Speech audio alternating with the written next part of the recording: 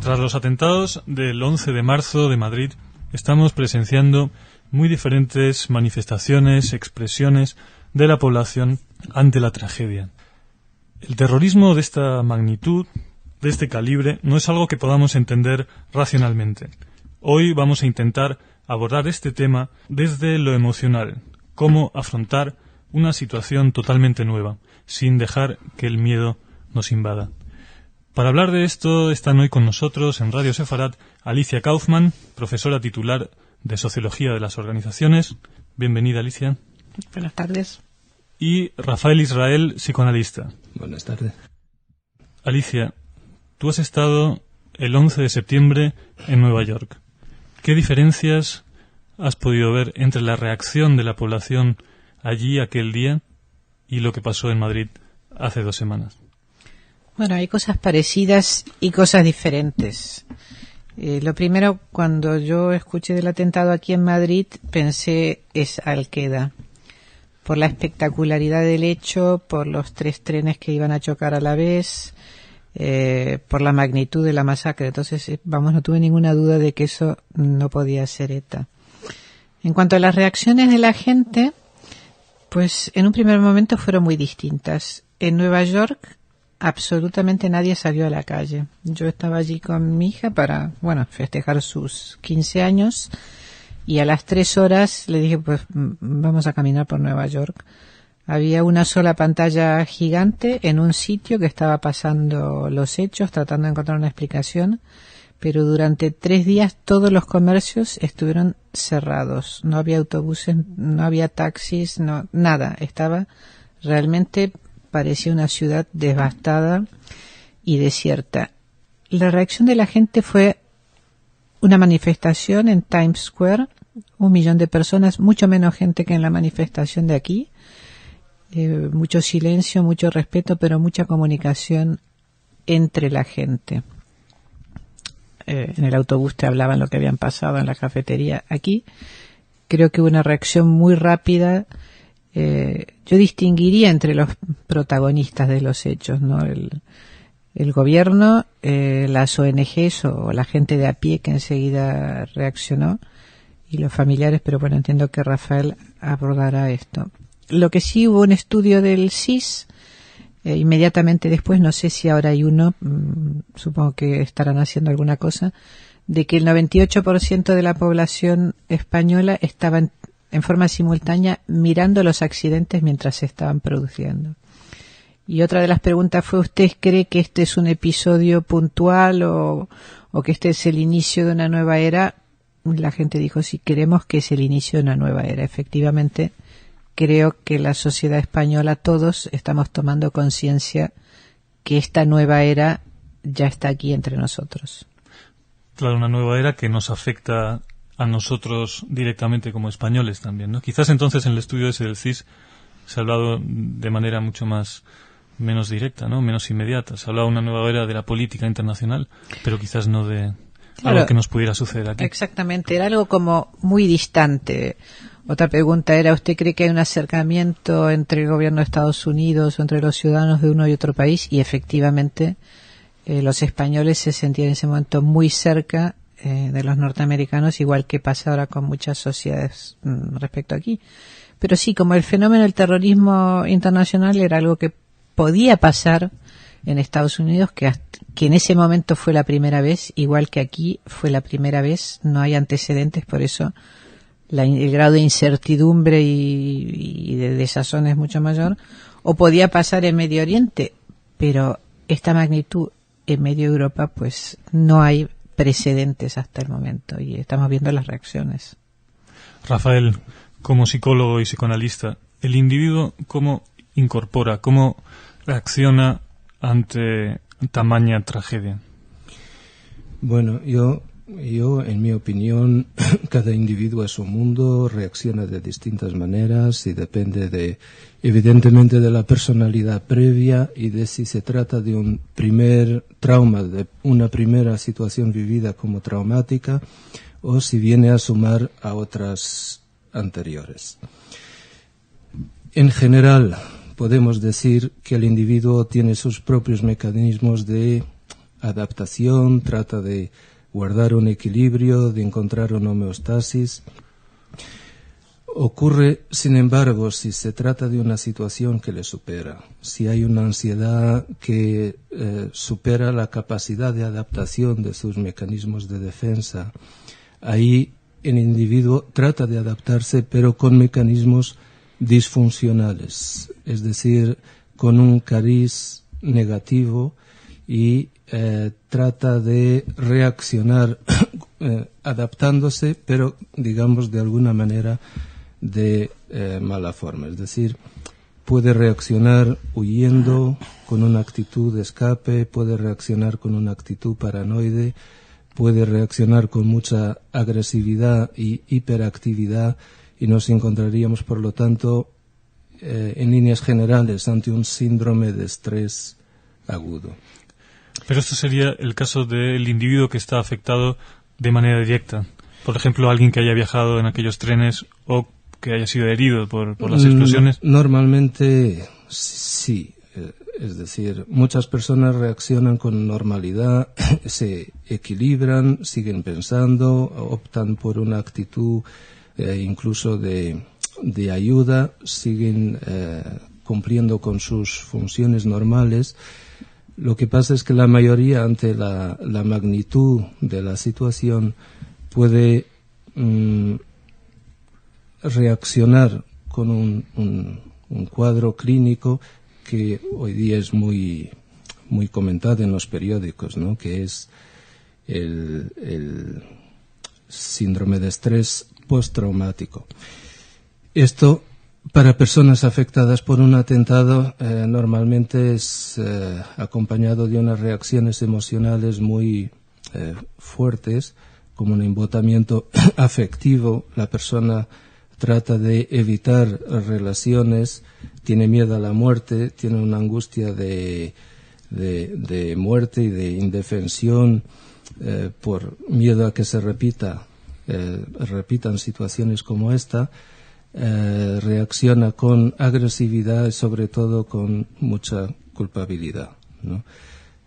A esto se acompañan síntomas psicofísicos, ¿no? Como taquicardias y angustia corporal, dolores y trastornos digestivos.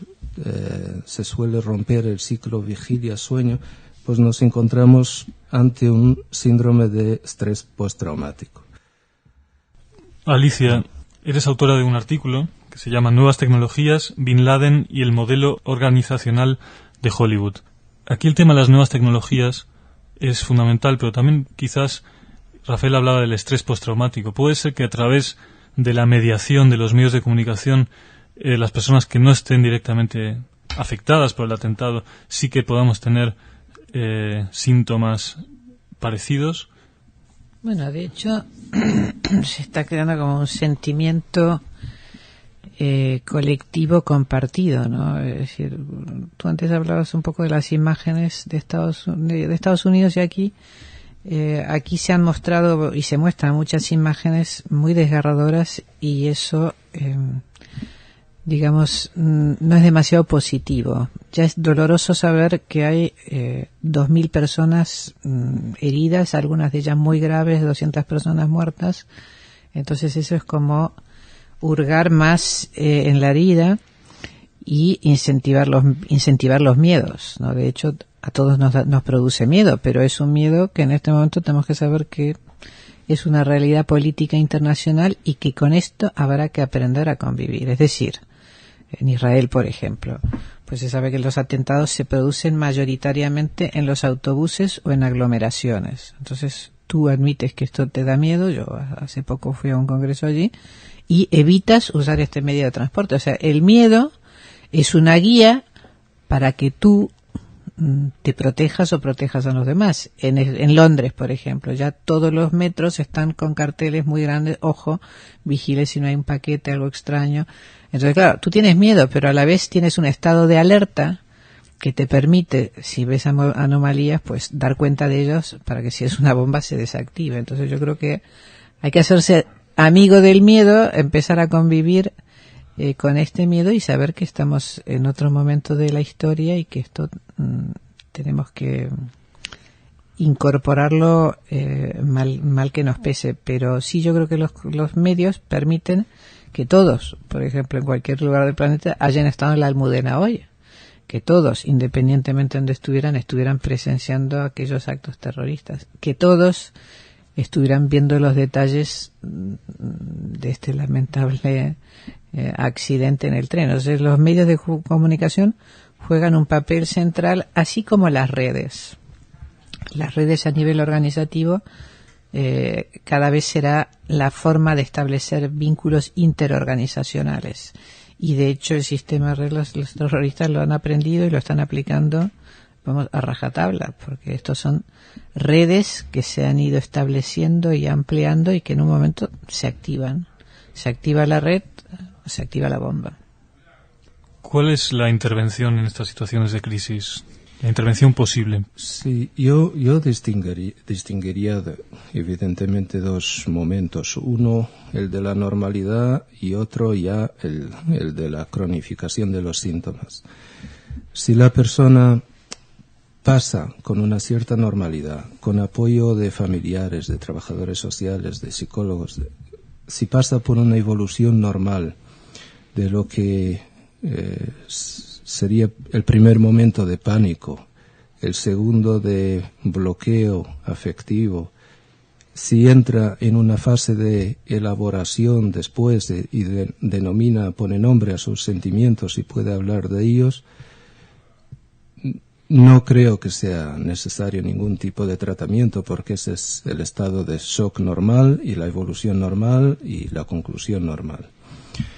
Si la persona se adentra en lo que sería ya una cierta depresión, no puede con el trabajo, tiene pánico a ciertas situaciones porque le puede recordar la anterior, una irritabilidad excesiva, una agresividad excesiva y recurre demasiado a estimulantes como el alcohol o psicofármacos, se optaría por un tratamiento psicológico que puede ser complementario, no se excluyen entre sí, pero está el farmacológico, está la psicología cognitiva que ayudaría a la persona a desensibilizar las situaciones de pánico, ordenar los pensamientos, y luego otra opción que puede ser la psicoanalítica breve, en la que le pueden ayudar a ordenar más que los pensamientos y más las emociones y los afectos alrededor de esta situación.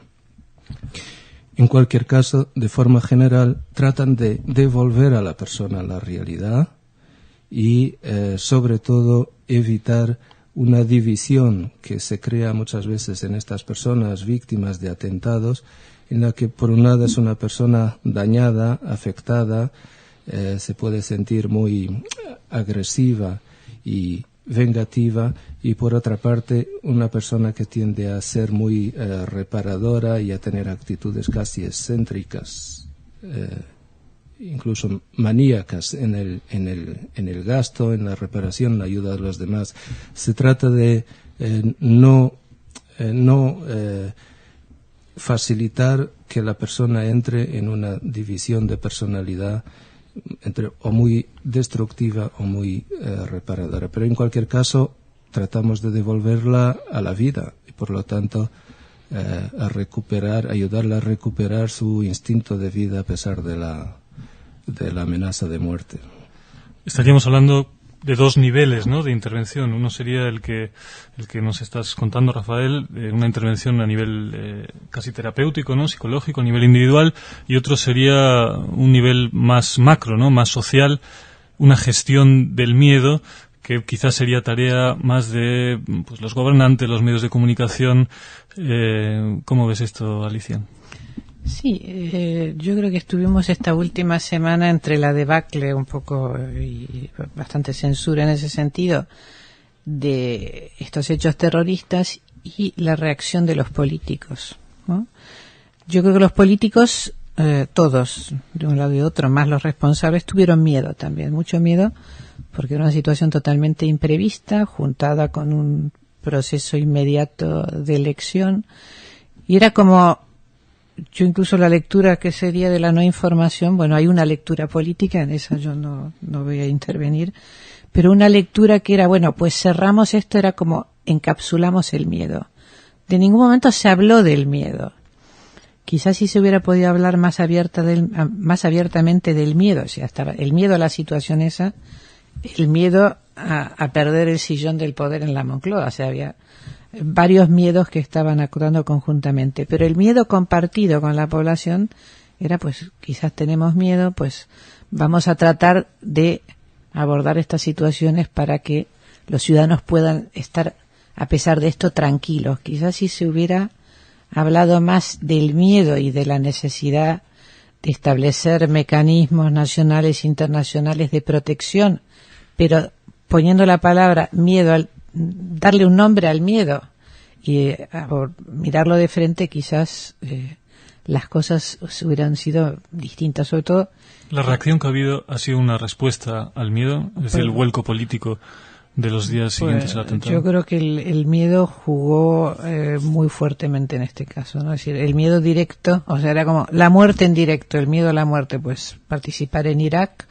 fue ir al atolladero, pues esta es la consecuencia, pues vamos a votar a alguien que supuestamente nos saque de esta situación o nos proteja del miedo, pero desde la fantasía, no desde la reflexión. O sea, yo creo que fue una respuesta totalmente emocional por una situación tan descomunal que además no tiene precedentes, y esperemos que sea una vez. Esperemos que sea la única vez. Eso Alicia es. Kaufman, Rafael Israel, gracias por estar hoy con nosotros en Radio Sefarat. Gracias por invitarnos. A vosotros.